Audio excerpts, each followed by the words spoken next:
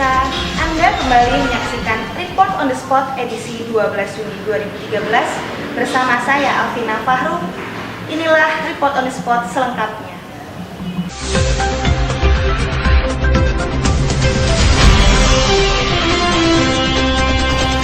Kota Yogyakarta menjadi satu-satunya pemerintah daerah yang mendapatkan Piala Wahana Tata Nugraha pada tahun 2012. Yogyakarta dinilai konsisten dalam mengembangkan sistem angkutan massal. Sistem angkutan massal yang unggulan di kota Yogyakarta adalah bus Trans Jogja. Ya pemirsa, sekarang saya telah terhubung dengan Sandra Melia yang akan melaporkan langsung di bus Trans Jogja. Silakan Sandra, laporan Anda. Ya, terima kasih Afina. Seperti yang disampaikan tadi bahwa Yogyakarta baru saja menerima anugerah Wahana Tata Nugraha. Salah satu transportasi yang dinilai baik oleh pemerintah pusat adalah Trans Jogja, baik dari segi fasilitas, infrastruktur pendukung maupun penanganan dari pemerintah.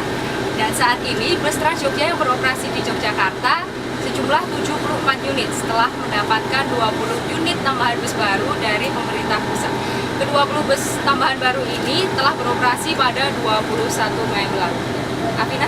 Apa saja aspek yang dinilai oleh pemerintah kota Yogyakarta sehingga bus Trans Jogja menjadi unggulan di Yogyakarta? Menurut evaluasi Kementerian Perhubungan, pembangunan infrastruktur pendukung seperti ke-34 halte bus Trans Jogja di Yogyakarta menjadi salah satu aspek yang dinilai dan diperhatikan. Dan kelebihan dari Trans Jogja ini, Afina, adalah adanya fasilitas AC, tempat duduk yang nyaman, dan juga tarif yang sangat ekonomis. Karena dengan Rp3.000, penumpang sudah dapat mengakses ke 6 rute Trans Jogja meliputi Yogyakarta, Sleman, hingga Bantul. Ya, pemirsa, saat ini saya telah berada bersama, di samping saya ada Mbak Ria sebagai penumpang Trans Jogja. Saya akan bertanya-tanya sedikit sama Mbak. Selamat siang, Mbak. Nah, Mbak Ria sering menggunakan Trans Jogja?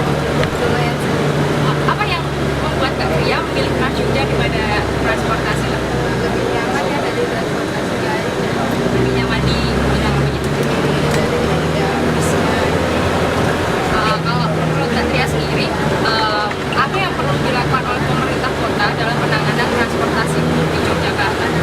Transportasinya mungkin kalau jamnya lebih nyaman kalau pulang melalui gitu banyak kayak kendaraan susah. Sedangkan Trans Jogja cuma 1 jam sebelum. Oke, Pak. Terima kasih. Pemerintah kota sampai saat ini masih terus melakukan perbaikan dan penanganan di bidang transportasi umum. Pada tahun ini, pemerintah kota rencananya akan membuat transportasi penghubung dari perkampungan ke halte Trans Jogja yang nanti tiketnya akan langsung terintegrasi sampai tujuan akhir. Ya, Afina, demikian laporan saya. Saat ini saya telah tersambung dengan Anissa di Terminal Jombor yang akan melaporkan mengenai bus umum di Yogyakarta. Silahkan Anissa dengan laporan Anda. Iya, terima kasih Sandra. Baik pemirsa, saat ini saya sedang berada di Terminal Jombor. Dan di belakang saya terdapat bus-bus maupun angkutan umum yang beroperasi sejak jam 6 pagi hingga jam 10 malam. Dan untuk dapat beroperasi, bus-bus maupun angkutan umum tersebut harus memiliki surat izin trayek sesuai dengan Perda nomor 9 tahun 2012. Surat izin trayek tersebut berjangka waktu 5 tahun dan setiap 6 bulan sekali Dinas Perhubungan Provinsi Yogyakarta bekerja sama dengan kepolisian mengadakan operasi uji kelayakan jalan bagi bus maupun angkutan umum tersebut.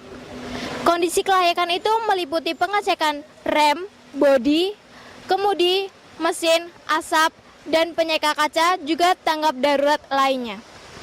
Surat izin trayek tersebut selama 5 tahun terakhir ini untuk bus berjumlah 290, sedangkan untuk angkutan umum berjumlah 21. Namun ada bus yang sudah tidak beroperasional maupun tidak jalan walaupun surat izin trayek tersebut masih berlaku karena bus tersebut sudah tidak layak untuk jalan. Lalu bagaimana tanggapan supir bus mengenai hal itu? Sekarang saya sudah bersama Bapak Pardi. Selamat pagi, Pak. Pagi. Bapak mempunyai surat izin trayek tersebut? Punya, berlakunya itu bukan 2 tahun, tetapi 6 bulan sekali ganti, 6 bulan sekali. Itu enggak 5 tahun. Ya udah, Bapak persiapan apa yang Bapak lakukan kalau suatu waktu ada operasi uji kelayakan? Ya, kalau pertama-tama kita lihat dulu surat-suratnya yang berlaku, mana yang tidak berlaku. Kalau berlaku kita jalan tenang, jalan aman, tuh. Bagaimana tanggapan Bapak mengenai kebijakan dari dinas ini tentang surat izin layak? Ya, kalau kita jalan kan aman, tidak ada apa-apa. Kalau ada momen kita ya tentram di jalan gitu. Ya, terima kasih Pak. Ya. Baik pemirsa, tujuan Dinas Perhubungan Provinsi Yogyakarta bekerja sama dengan kepolisian mengadakan operasi uji kelayakan jalan bagi bus maupun angkutan umum adalah agar penumpang maupun pengemudi layak menggunakan angkutan umum yang standar di jalan. Baik pemirsa, saat ini saya sudah terhubung dengan Reski Fitria di Terminal Condong Catur. Silakan laporannya. Terima kasih Anissa. Pemirsa, saat ini saya sedang berada di Terminal Condong Catur, tepatnya 50 meter di utara perempatan Ring Road Utara dan Jalan Afandi. Subterminal Condong Catur ini dilengkapi dengan fasilitas halte, tempat pemberhentian bus, papan informasi, dan ruang kontrol, lajur bus, serta lajur kendaraan non-bus, serta areal parkir. Dapat saya infokan bahwa kondisi di Terminal Condong Catur ini sepi penumpang. Di sebelah kiri saya terdapat halte dan hanya ada satu penumpang yang sedang menunggu angkutan umum.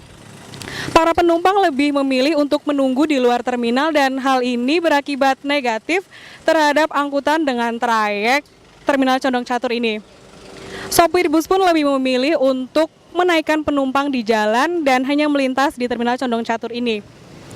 Jumlah penumpang angkutan jurusan Condong Catur Kaliurang pun semakin minim, hanya 1 atau 2 penumpang dan selebihnya sering kosong.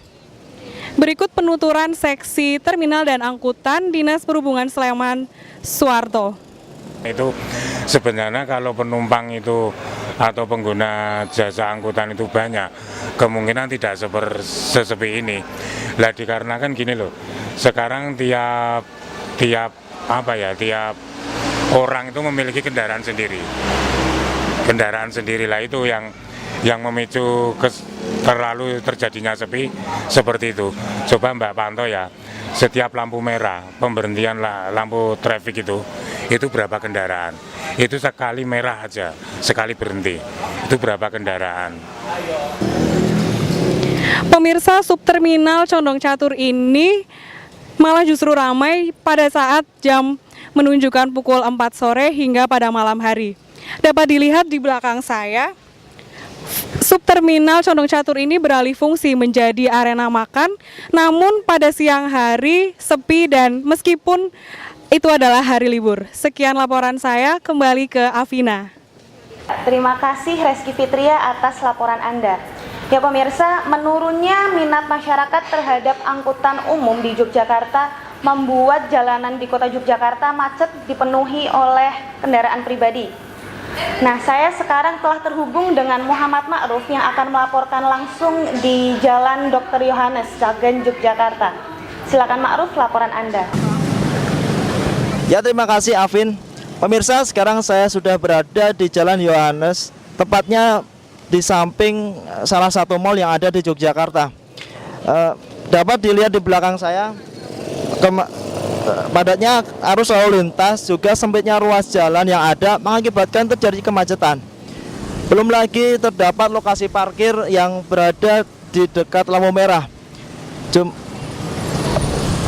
Hal ini dipengaruhi oleh jumlah penduduk kota Yogyakarta yang semakin bertambah, juga dibarengi dengan meningkatnya minat masyarakat pada kendaraan pribadi, semisal sepeda motor. Kendaraan ini merupakan alat transportasi yang sangat dominan di kota Jogja.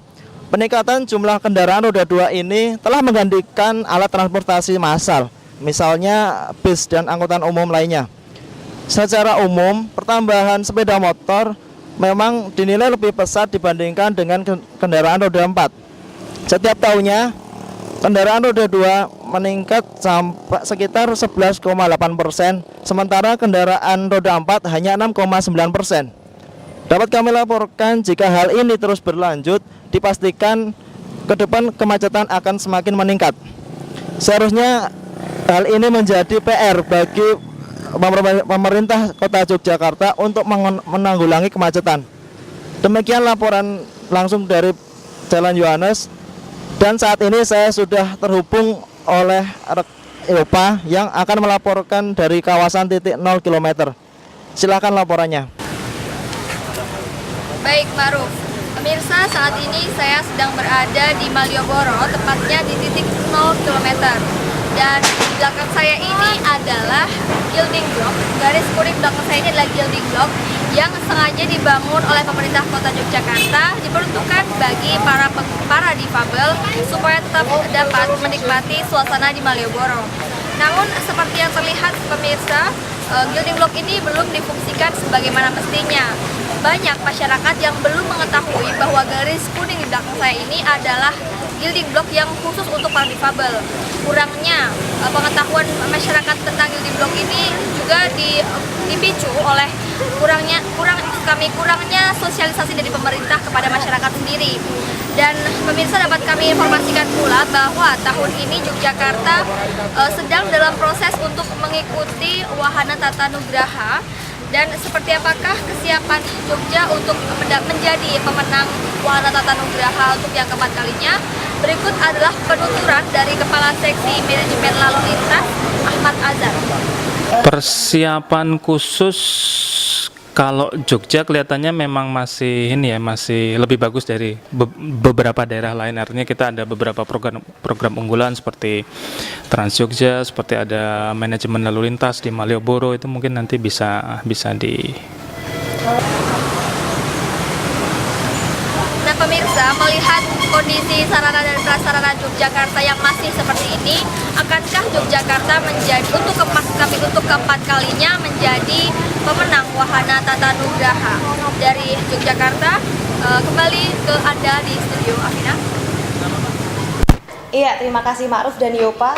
Terkait penghargaan Wahana Tata Nugraha, pemerintah kota memiliki banyak catatan untuk lebih memajukan sarana dan prasarana di kota Yogyakarta, sehingga kota Yogyakarta patut disandingkan dengan penghargaan Wahana Tata Nugraha.